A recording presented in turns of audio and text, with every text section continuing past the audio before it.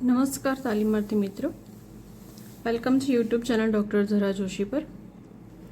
આશા છે કે તમારી ટાટ, એચએસ અને સેકન્ડરી બંનેની પ્રિલિમ એક્ઝામ ખૂબ સારી ગઈ હશે. ટૂંક સમયમાં એનું રિઝલ્ટ પણ આવી જશે, તો મેઇન્સ એક્ઝામ માટે પણ તમે સારી એવી તૈયારી કરતા જ હશો. તો ઘણા બધા મિત્રોનો કોમેન્ટ હતી કે મેથ્સ સાયન્સ મેથડમાં અમને કંઈક માર્ગદર્શન આપો, કંઈક ક્વેશ્ચન સમજાવો. તો થોડુંક રિસર્ચ કર્યા બાદ આજે એક વિડીયો બનાવવા જઈ રહી છું. રિસર્ચ એ વાતનું કર્યું કે કેવા કેવા ટૉપિક વધારે પૂછાતા હોય છે. કેમ કે તમને ખ્યાલ છે કે પદ્ધતિશાસ્ત્રના 20 માર્ક છે, તો એ 20 માર્ક પણ તમારા જવા ના જોઈએ, કારણ કે કન્ટેન્ટમાં તો ઘણું બધું પૂછાશે, પણ મેથડ જે છે એ ખૂબ જ લિમિટેડ ટૉપિક છે. તો એ 20 માર્ક જો સારા એવા તમારે એમાં તમને આવડતા હોય ક્વેશ્ચન, તો તમે સારા એવા માર્ક્સ એમાં ખેંચી શકો છો. અને તમે ભણીને આવ્યા છો તો ખૂબ તમને ઇઝી પણ પડશે. ઓનલી ફક્ત ફરીથી રિવાઇઝ કરવાની જરૂર હોય છે. તો થોડા ટૉપિક મેં તારવેલા છે, ખાસ કરીને કેવા પ્રશ્નો પૂછાતા હોય છે. તો મેથ્સ અને સાયન્સ બંને મેથડની વાત કરી રહી છું. તો પદ્ધતિ, ગણિત અને વિજ્ઞાન પદ્ધતિના પ્રશ્નો પૂછાય છે. પ્રવિધિ, પ્રયુક્તિ અને પ્રવૃત્તિ, આ ચારના પ્રશ્નો હોય જ છે. આ સિવાય ખૂબ જ આઈએમપી ટૉપિક છે માઇક્રો ટીચિંગ અને અધ્યાપન કૌશલ્યો, આનો પણ ક્વેશ્ચન હોય છે. આ સિવાય અધ્યાપનના સૂત્રો, પાઠ આયોજનનો પણ ખૂબ જ આઈએમપી ટૉપિક કહી શકાય પાઠ આયોજન. એના સિવાય બેન્જામિન બ્લૂમ છે, શિક્ષણ વ્યવહાર છે. આ સિવાય ગણિત અને વિજ્ઞાનનું મૂલ્યાંકનના જે ટૉપિક આવે છે એ હોઈ શકે છે. પછી ગણિત અને વિજ્ઞાનના જે સાધનો આવે છે એ પણ હોઈ શકે છે. ગણિત મંડળ, પછી વિજ્ઞાન મંડળ, તો એવા ઘણા બધા ટૉપિક છે કે જે આની અંદર સમાવેશ કરી શકાય છે. પણ આગળના પેપરો જોવાથી પદ્ધતિ છે, માઇક્રો ટીચિંગ છે, પાઠ આયોજન, એના ક્વેશ્ચન વધારે પૂછાયેલા હોય છે. તો એમાં એક એવો પ્રશ્ન પૂછાયો હતો 2023ના પેપરમાં કે શિક્ષણ કાર્યને અસરકારક બનાવવા માટે અધ્યાપન કૌશલ્યની યાદી આપો. પ્રશિક્ષણ સંસ્થાઓમાં કઈ પ્રયુક્તિ દ્વારા પ્રશિક્ષણાર્થીઓમાં આવા કૌશલ્યો હસ્તગત કરવામાં આવે છે? આ પ્રયુક્તિના લક્ષણો અને સોપાનો જણાવો. તો તમે એવો પ્રશ્ન પૂછ્યો કે કઈ પ્રયુક્તિ દ્વારા કૌશલ્યો હસ્તગત કરવામાં આવે છે? તો જે લોકોએ બીએડ કર્યું છે એ લોકોને ખબર છે કે માઇક્રો ટીચિંગ દ્વારા કૌશલ્યો હસ્તગત કરવામાં આવતા હોય છે, અને એના કૌશલ્યોની યાદી બનાવવાની કીધી છે.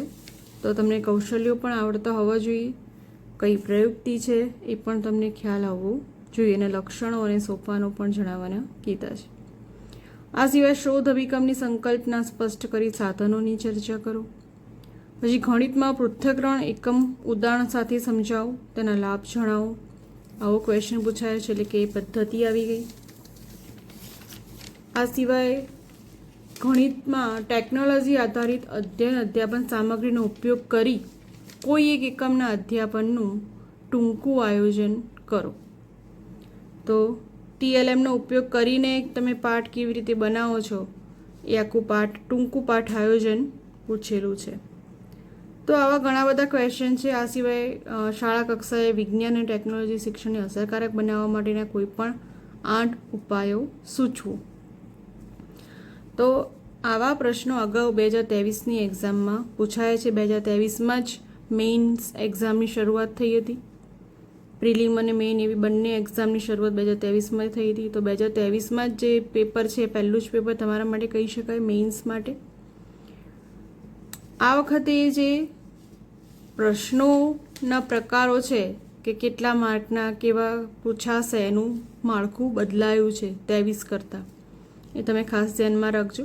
એ માળખું તમને ખબર ના હોય તો કોમેન્ટમાં લખીને કહેજો, તો હું એનો પણ એક વિડીયો બનાવી દઈશ. તો એમાં 7 પ્રશ્નો પૂછાશે ક્વેશ્ચન 1માં, દરેકના 5 ગુણ, ટોટલ 35 માર્ક. માગ્યા પ્રમાણેના 7 પ્રશ્નો, એના દરેકના 4 ગુણ એટલે કે 28 માર્ક. 1-2 વાક્યના છે 11 પ્રશ્નો પૂછાશે, દરેકના 2 ગુણ એટલે 22 માર્ક.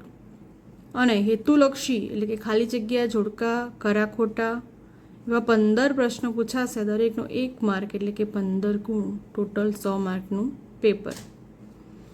તો જે 5 ગુણ અને 4 ગુણ છે એની અંદર મેથડના ક્વેશ્ચન પૂછાઈ શકે છે, બરાબર. 2 ગુણ કે 1 ગુણની અંદર મેથડ એટલે કે પદ્ધતિશાસ્ત્ર નહીં પૂછાય.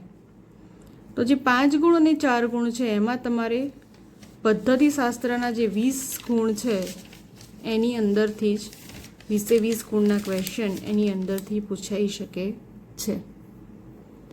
તો એ 20 ગુણ માટે સારી એવી મહેનત કરવાની છે. મહેનત તો ના કહી શકાય, કારણ કે તમારે ફક્ત રિવાઇઝ જ કરવાનું છે, કે બીએડમાં તમે ભણીને આવ્યા છો સેમેસ્ટર 1 અને 2ની અંદર. તો લાસ્ટ ક્વેશ્ચન મેં કીધું કે પૃથ્થકરણ પદ્ધતિનું ઉદાહરણ સાથે સમજાવી તેના લાભ જણાવો. તો હું ફક્ત આગળના જે ક્વેશ્ચન છે એ જ નહીં ચલાવું, પણ એના સિવાય પણ એના જેવા બીજા કયા ક્વેશ્ચન પૂછાઈ શકાય એ વિશે પણ થોડું તમારું માર્ગદર્શન આપીશ.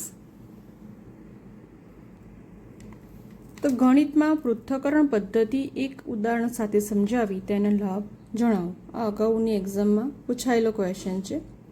તો આપણે પૃથ્થકરણ સાથે સંયોગીકરણ પદ્ધતિ વિશે પણ માહિતી મેળવીશું, અને તેના પણ ઉદાહરણ અને તેના લાભ, મર્યાદા બધા વિશે આપણે ચર્ચા કરીશું.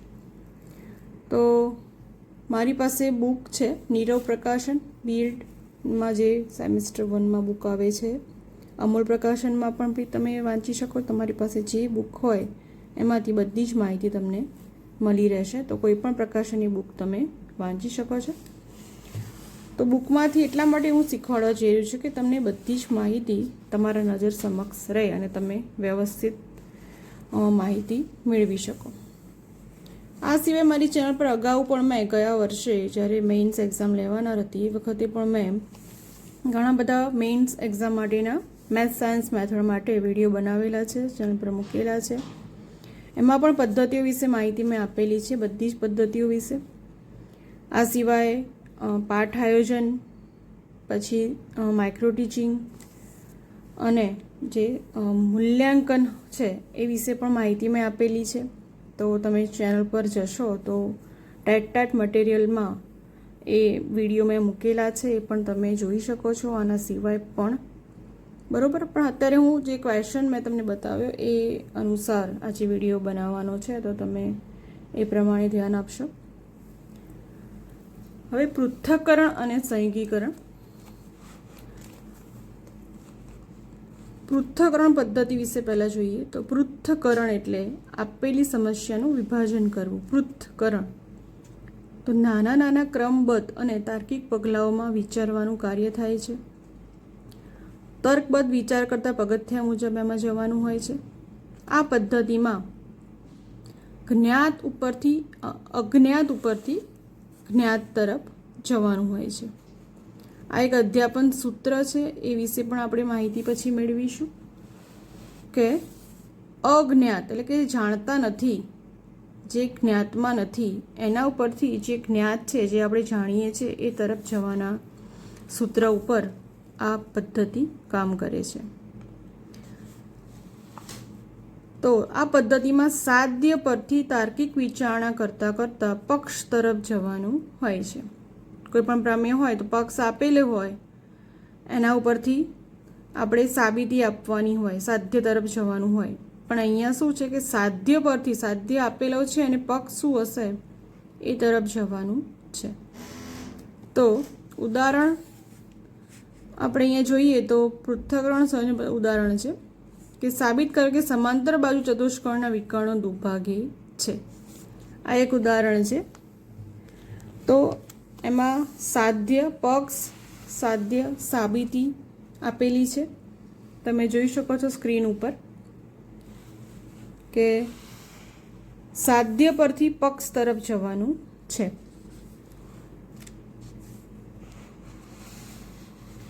તો કેવી રીતે કરી શકાય? તો એના પ્રશ્નો હશે અને અપેક્ષિત ઉત્તરો હશે. તો તો આ માટે આપણને પહેલાં તો આખું જે પ્રમેયની સાબિતી છે એ આપણને ખબર હોવી જોઈએ. આ કોઈ પણ એક ઉદાહરણ આપવું હોય આપણે તો ટોટલ આ જે પ્રમેય હતો સમાંતર બાજુ ચતુષ્કોણના વિકર્ણ દુભાગે છે તો એ પ્રમેય પહેલાં આપણને આવડતો હોવો જોઈએ.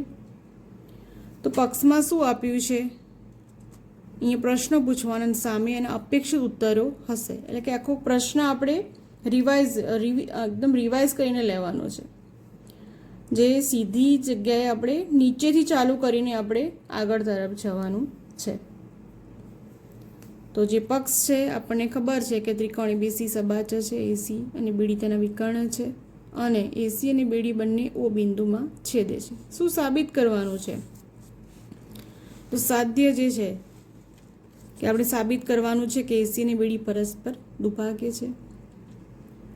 આપણે એક એક પ્રશ્ન પૂછીને આપણે સાધ્ય પરથી પક્ષ તરફ આપણે જવાનું છે.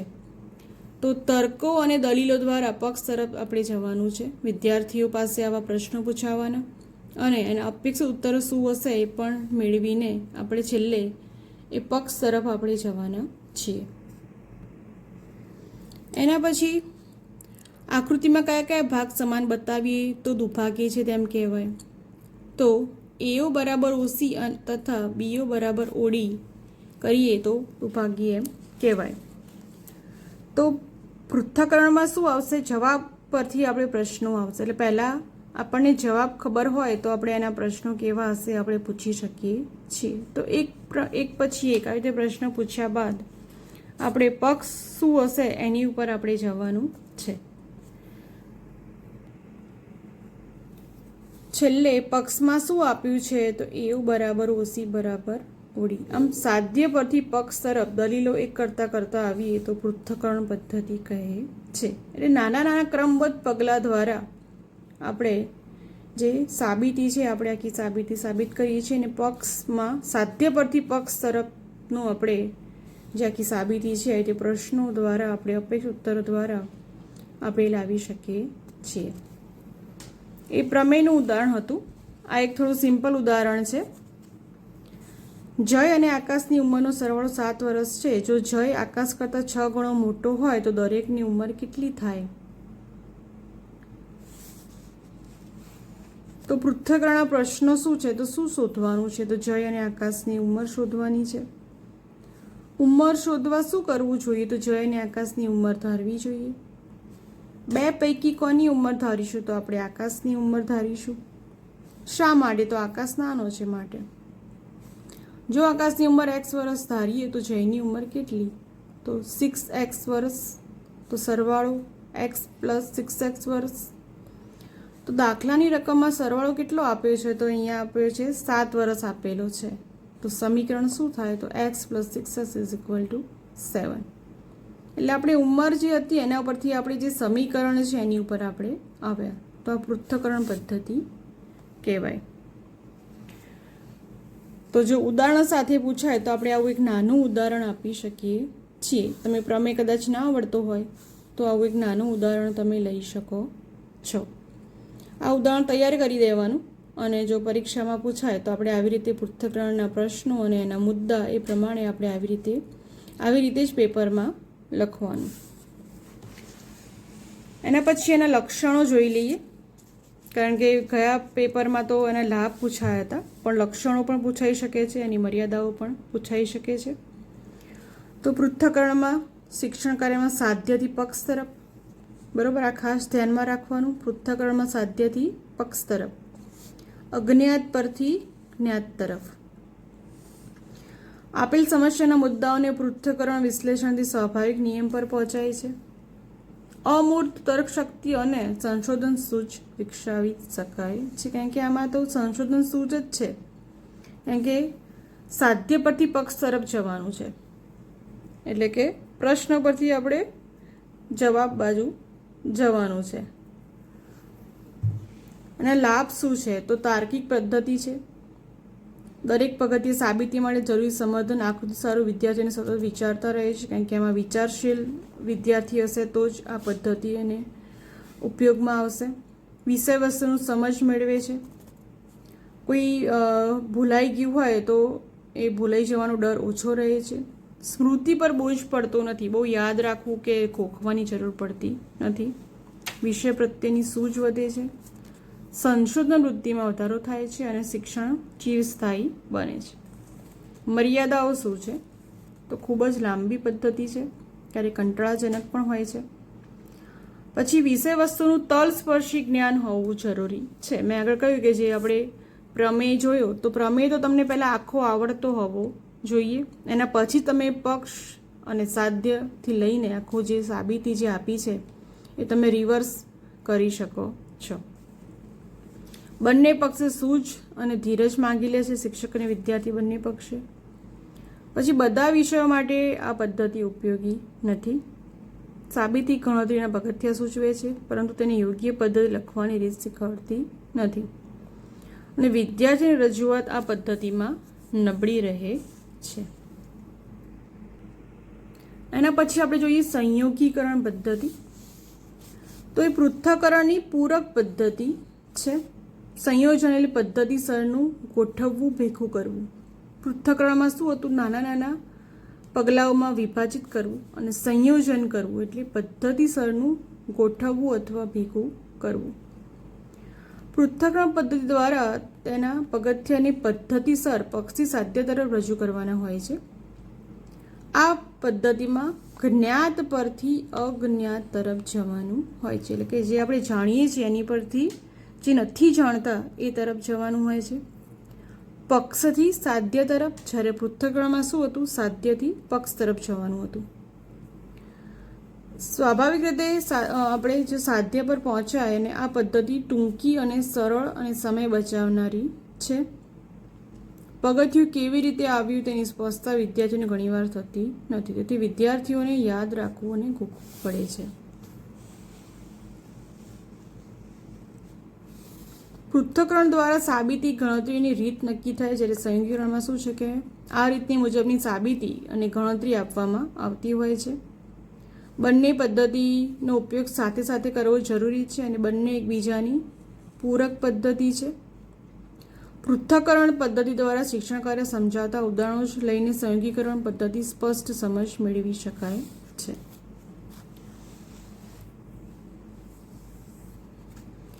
સંયોગીકરણ પદ્ધતિથી સાબિતી આપતા પુસ્તકમાં જે રીતે પ્રશ્નોની સાબિતી આપી હોય છે તે મુજબ જ પક્ષથી સાધ્ય તરફ જવાનું હોય છે. તો આપણે એક સાદું ઉદાહરણ એનું જોઈએ. પ્રમેય આપણે નથી જોતા, કારણ કે ઘણા તાલીમાર્થીઓને એ થોડુંક હેવી પડશે, કારણ કે એક એક્ઝામ્પલ પૂછાતું હોય છે. તો તમે આ જે એક્ઝામ્પલ છે એ સરળ એક એક્ઝામ્પલ તમે યાદ રાખશો તો એક્ઝામમાં લખી શકશો. ઉદાહરણ છે, 12%ના ₹15ના ભાવના 120 શેર ખરીદવા કેટલા રૂપિયા રોકવા પડે, અને આ શેરોમાંથી વાર્ષિક આવક કેટલી થાય? દલાલી શેર દીઠ ₹1 ગણવી. એક સાદો એક્ઝામ્પલ છે. જેમ આપણે ગણિતમાં સાદી રીતે દાખલા ગણીએ છીએ એમ જ સંયોગીકરણ પદ્ધતિમાં ગણવાનું હોય છે. આ પૃથ્થકરણ જેવું નથી. તો જેમ આપણે ઇઝીલી જે એક્ઝામ્પલ ગણીએ છીએ એ પ્રમાણે જ ગણવાનું છે. તો સંયોજનના મુદ્દા શું હશે? તો શું વિગતો આપી છે કે જે આપ્યું છે એ લેવાનું છે. જ્ઞાત પરથી અજ્ઞાત તરફ આપણે જવાનું છે, પક્ષ પરથી સાધ્ય તરફ જવાનું છે. તો શું વિગતો આપી છે? તો એનો ભાવ, દલાલી, ડિવિડન્ડ આપેલું છે. 1 શેરનું રોકાણ કેટલું? તો ₹16. 120 શેરનું રોકાણ કેટલું? તો 16 × 20 તો 1920.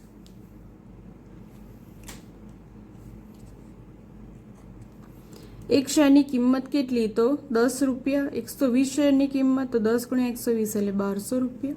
કંપનીના ડિવિડન્ડનો દર શું છે? તો 12%. તો આપણે શોધવાનું શું છે? તો વાર્ષિક આવક કેટલી થાય? તો કુલ વાર્ષિક આવક કેટલી? તો 1200 × 12 બરાબર ભાગ્યા 100 એટલે કે ₹144. તો એક સાદું ઉદાહરણ હતું, એક એક્ઝામ્પલ જ હતો, જે આપણે સાદી રીતે આપણે એક્ઝામ્પલ ગણીએ છીએ એવી રીતે જ આ એક્ઝામ્પલ ગણવાનો છે. પણ પ્રશ્નો પૂછવાના કે સંયોગીકરણના મુદ્દા કયા, એના પ્રશ્નો કયા છે, અને સામે જવાબો જે આવતા હોય એ પ્રમાણે આપણે પ્રશ્નો અને સામે જવાબ એવી રીતે આપણે ઉદાહરણ લખી શકીએ છીએ. તો પરીક્ષામાં ધારો કે સંયોગીકરણ પદ્ધતિ પૂછાય તો આવી રીતે તમે એની માહિતી આપી શકો છો, અને એક આવી રીતે એક ઉદાહરણ પણ આપી શકો 6. લક્ષણો શું છે? તો સંયોગીકરણમાં શું છે કે પક્ષથી સાધ્ય તરફ, જ્ઞાતથી અજ્ઞાત તરફ શિક્ષણ સૂત્રનો ઉપયોગ થાય છે. સાબિતીના પગથિયા ક્રમબદ્ધ હોય છે, પરંતુ તર્ક પ્રેરક હોતા નથી, કારણ કે પૃથ્થકરણમાં તર્ક આપીને આપણે એના પ્રશ્નો બનાવીએ છીએ, કારણ કે અજ્ઞાત પરથી જ્ઞાત તરફ જવાનું છે. આપણે જે જાણતા નથી એના પરથી જે જાણીએ છીએ એની તરફ જવાનું છે, એટલે કે ઊંધું આપણે જઈએ છીએ. જ્યારે સંયોગીકરણમાં શું છે કે સીધું જે આપ્યું છે, જે જ્ઞાત છે એની પરથી આપણે અજ્ઞાત તરફ જઈએ છીએ, પક્ષ પરથી સાધ્ય તરફ આપણે જઈએ છીએ. પદ્ધતિ આકર્ષક, ટૂંકી અને સરળ છે. સમયનો બચાવ થાય છે. વિદ્યાર્થીઓની સ્મૃતિ અને ગોખવાની શક્તિ વિકસે છે. લાભ શું છે? તો શિક્ષક તેમજ વિદ્યાર્થીઓને સરળ, આકર્ષક લાગે છે. સ્મૃતિ શક્તિ વિકસે છે. સમય શક્તિનો બચાવ થાય છે. વિદ્યાર્થીઓ શિક્ષકોની માનસિક કસરત, તાણ ઓછી રહે છે. સાબિતીની રજૂઆત પદ્ધતિસરની લાગે છે. મર્યાદાઓ શું છે? તો તર્ક શક્તિનો વિકાસ અટકે છે. ગોખણ શક્તિને ઉત્તેજન મળે છે. સાબિતી ભૂલાઈ ગયા પછી સાબિતી શોધવી મુશ્કેલ બને છે. મૌલિકતાને ઓછું સ્થાન, આ અપાતું જ્ઞાન છીછરું હોય છે. વિષય શિક્ષણનું ક્ષેત્ર સંકુચિત બને છે અને વિશાળ છણાવટને અવકાશ મળતો નથી. આત્મવિશ્વાસ ન કેળવાતા અનુકરણ વૃત્તિને ઉત્તેજન મળે છે. તો આ થઈ એની મર્યાદાઓ. ઘણી વખત એવો પ્રશ્ન પૂછાય કે સંયોગીકરણ અથવા પૃથ્થકરણ પદ્ધતિના લાભાલાભ જણાવો, તો લાભ અને મર્યાદા બંને તમારે લખવાની રહેશે. હવે બંનેનો સમન્વય આપણે જોઈએ. તો પૃથ્થકરણ એ લાંબી પદ્ધતિ છે, પરંતુ તર્ક પર આધારિત છે. દરેક પગથિયે સમર્થન આપવાનું હોવાથી શિક્ષણ કાર્ય અર્થપૂર્ણ બને છે. જ્યારે સંયોગીકરણમાં એ ટૂંકી છે અને બંને પદ્ધતિના સમન્વયથી શિક્ષણ અસરકારક બને છે. એટલે બંને સમન્વય કરીને આપણે શિક્ષણ કાર્ય અસરકારક બનાવી શકીએ છીએ. શરૂઆતના તબક્કે પૃથ્થકરણ પદ્ધતિ વાપરવાનો આગ્રહ રાખવો જોઈએ. પછી એકમની સંપૂર્ણ સમજ મળે છે, જ્યાંથી સંયોગીકરણ પદ્ધતિ સાબિતીની સમજ આપણે આપ્યા પછી સંયોગીકરણ પદ્ધતિથી તેની રજૂઆત કરવામાં આવે તો તે અસરકારક બને છે અને બંને એકબીજાની પૂરક છે. હવે એનું તફાવત પણ પૂછાઈ શકે છે કે પૃથ્થકરણ અને સંયોગીકરણ બંનેનો તફાવત જણાવો. તો પહેલાં તો તમને પૂરેપૂરું નોલેજ હોવું જોઈએ. કોના કયા અધ્યાપન સૂત્રો છે, એમાં કયા પ્રકારની પદ્ધતિનો ઉપયોગ કરવાનો હોય છે, બધું તમને ખબર હોવી જોઈએ. એના લાભ, ગેરલાભ, એના લક્ષણો બધા વિશે માહિતી હોવી જોઈએ. તો પહેલાં તો જે અધ્યાપન સૂત્ર છે એ તમને યાદ રાખો. પૃથ્થકરણમાં શું છે? મૃત પરથી અમૃત બાબતો, અને સંયોગીકરણમાં છે અમૃત પરથી મૃત બાબતો તરફ જવાનું. અજ્ઞાત પરથી જ્ઞાત તરફ, અને આમાં છે જ્ઞાતથી અજ્ઞાત તરફ. આ તો બે તમારે યાદ રાખવા પડશે. આ સેમ ટુ સેમ આગમન નિગમનમાં પણ આ પ્રમાણે હોય છે. તો બધી પદ્ધતિઓમાં કયા અધ્યાપન સૂત્રનો ઉપયોગ થાય છે એ તમારે યાદ રાખવાનું. ઘણા તાલીમાર્થીઓને અંદર મિક્સઅપ થઈ જતું હોય છે, કન્ફ્યુઝનમાં આવી જતા હોય છે. પણ પદ્ધતિ વિશે તમને પૂરો ડીપલી ખ્યાલ હોય તો તમે એ અલગ તારવી શકતા હોવ છો. પ્રત્યેક પગથિયું શા માટે લેવાયું અને યોજના સમજાતી નથી, અને દરેક પગથિયું સાબિતીની તે સમજાય છે. દરેક પગથિયાનો ક્રમ સમજાય છે, પણ ક્રમ શા માટે લેવાયો તે સમજાતું નથી. આ લાંબી છે તો આ ટૂંકી પદ્ધતિ છે. સાબિતી આકર્ષક લાગતી નથી, કારણ કે આપણે આમાં અજ્ઞાત પરથી જ્ઞાત તરફ જવાનું હોય છે, જ્યારે સાબિતી આકર્ષક લાગે છે. સાબિતી ભૂલાતી નથી, કારણ કે આપણે દર વખતે વિચારીને આગળ પગલાં મૂકવાના હોય છે. ઘણી વખત સાબિતી સંયોગીકરણમાં ભૂલાઈ જતી હોય છે. રજૂઆત એની અટપટી હોય છે, જ્યારે રજૂઆત સરળ હોય છે. વિદ્યાર્થીઓ જાતે વિચારતા થાય છે, જ્યારે એમાં જાતે વિચારતા નથી. ગોખણ પટ્ટીને વધારે ઉત્તેજન મળે છે. આ એક મનોવૈજ્ઞાનિક પદ્ધતિ છે, જ્યારે સંયોગીકરણ છે એ મનોવૈજ્ઞાનિક પદ્ધતિ નથી. આમાં સમય વધારે જાય છે, કારણ કે નાના નાના તાર્કિક પગલાઓ દ્વારા આપણે જે સાધ્ય આપ્યું છે એના પરથી પક્ષ તરફ જવાનું હોય છે. જ્યારે આ પદ્ધતિમાં સમય ઓછો જાય છે, કારણ કે એમાં તો પક્ષ પરથી જ સાધ્ય તરફ જવાનું હોય છે. આમાં મૌલિકતા આવે છે, જાતે વિચારીને આપણે તર્કબદ્ધ પગલાઓ દ્વારા આગળ વધવાનું હોય છે. જ્યારે મૌલિકતાને આમાં ઓછું સ્થાન છે. તર્ક શક્તિનો વિકાસ થાય છે, આમાં સ્મૃતિ શક્તિ એટલે કે યાદ રાખવાનું ગોખણપટ્ટી વધારે હોય છે. આત્મવિશ્વાસ વધારે છે, જ્યારે આમાં અનુકરણ શક્તિ વધારે છે. સમસ્યાનું ચિંતન થાય છે, ત્યારે સમસ્યાના ચિંતનની રજૂઆત થાય છે. પૃથ્થકરણ એ સંશોધનલક્ષી પદ્ધતિ છે, જ્યારે સંયોગીકરણ એ સંશોધન રજૂઆત દર્શાવતી પદ્ધતિ છે. આમાં સાધ્યથી પક્ષ તરફ અને પક્ષથી સાધ્ય તરફ જતી હોય છે. તો તમે ટોટલી પૃથ્થકરણ અને સંયોગીકરણ બંનેનો જે તફાવત છે એ તમે આખું મસ્ત એક સ્ક્રીનમાં જોઈ શકો છો. આ તફાવત જ ફક્ત તમે જોશો ને તમે તો એ પદ્ધતિ શું સમજાવવા માગે છે, એમાં કયા અધ્યાપન સૂત્રનો ઉપયોગ થાય છે, એની મર્યાદાઓ કઈ છે, એના લાભ કયા છે, એ બધી જ એના લક્ષણો કયા છે, એ બધી જ બાબતો તમને એક આ તફાવતમાં તમને મળી જાય છે. તો એક ખૂબ જ ઇમ્પોર્ટન્ટ ક્વેશ્ચન કહી શકાય આ બંનેનો તફાવત, આ પદ્ધતિનો તફાવત. કારણ કે બીએડમાં તો એમાં પૂછાતા જ હોય છે આવા પ્રશ્નો, પૃથ્થકરણ અને સંયોગીકરણનો તફાવત જણાવો. તો તમારે પણ જે આગળના ક્વેશ્ચન છે એ